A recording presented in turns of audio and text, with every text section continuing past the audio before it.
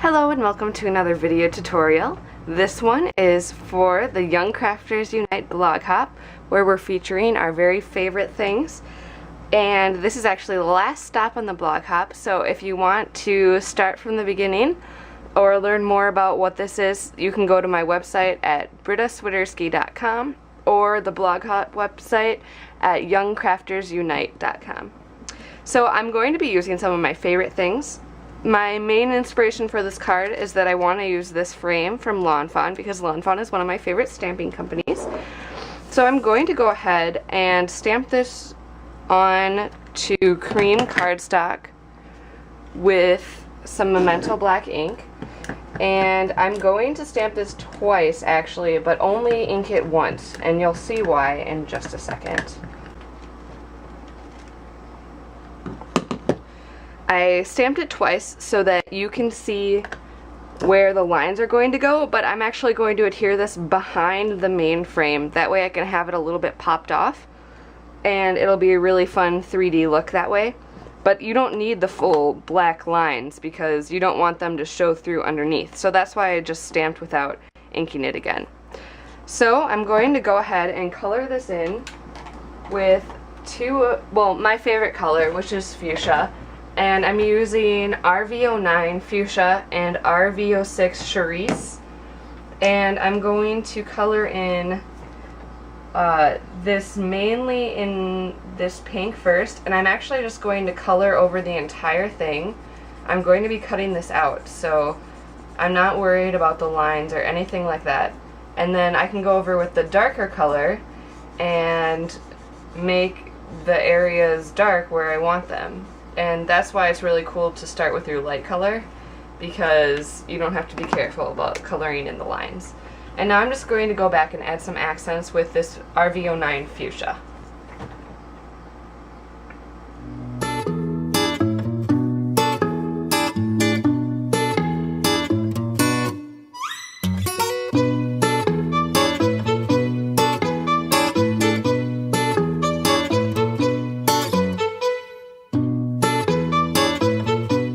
Now that I have my image colored in, I'm going to go ahead and stamp my sentiment while I'm thinking about it.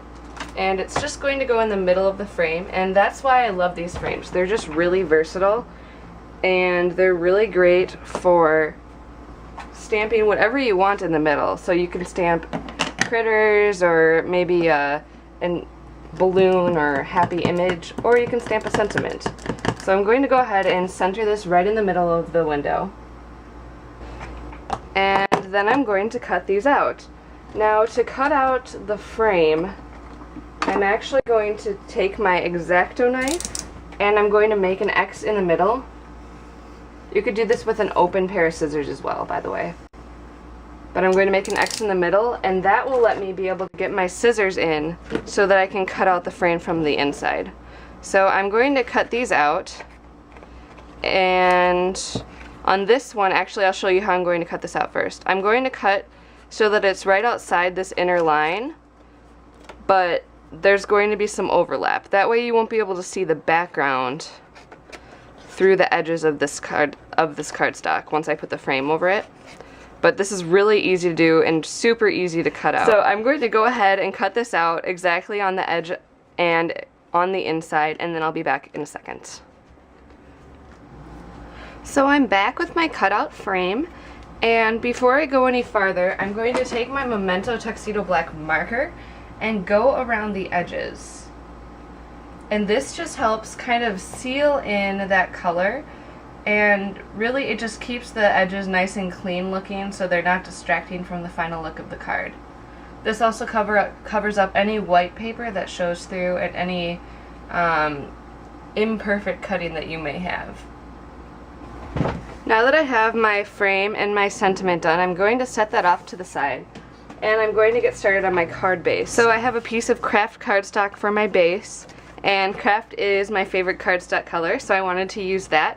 And then I want to do a pattern on the background, and I'm using one of my favorite background stamps from Hero Arts. It's called Daisy Outline Pattern. So I'm going to ink this up with some chewing gum Jenny Bolin ink. Then I'll just lay my card front carefully down and hold with one hand and press with the other all the way around my piece of paper. So I have my stamp background here, and I'm just going to go around the edges with the actual ink pad itself, just to kind of finish off those edges. Now I'm all set to adhere my background piece to my card base. And next I can adhere my little sentiment piece down. And before I stick it down really well, I want to make sure that I know where the frame's going to go so that the frame is centered, because the frame is really the important part here. So I'm just going to line these up on top of each other, kind of like I was putting them down right now, and figure out where I want this to go.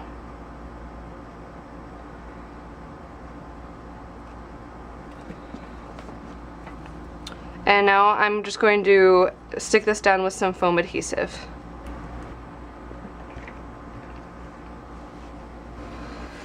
Now for the finishing touches on my card, I want to wrap around some ribbon, and this is from May Arts. It's their 1/4 inch silk ribbon in white, and I want the bow to go right about here, so I'm going to mark this with a pencil and then cut a little slit in the side of the card so that my ribbon can go through.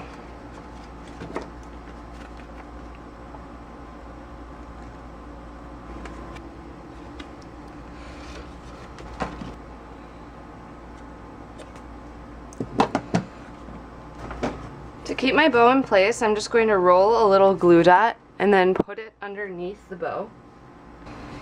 And then I'm going to take this little piece of scrap silk ribbon and thread it through my button so that it looks like I tied the button onto the bow, but really it's a lot less work this way. I'm going to adhere my little button right on top of my bow here.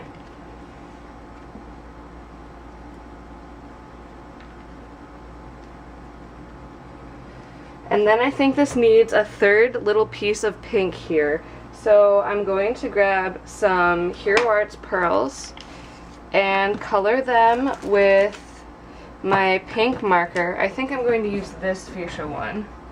This is a great way to color pearls if you don't have the color that you want, or if you just want it to match your coloring perfectly, because you'll always have the color that matches. Since Copics are alcohol based, they dry really quickly, so it makes it really easy to color pearls because they dry pretty much instantly. Just give them a couple seconds and then they should be good to handle.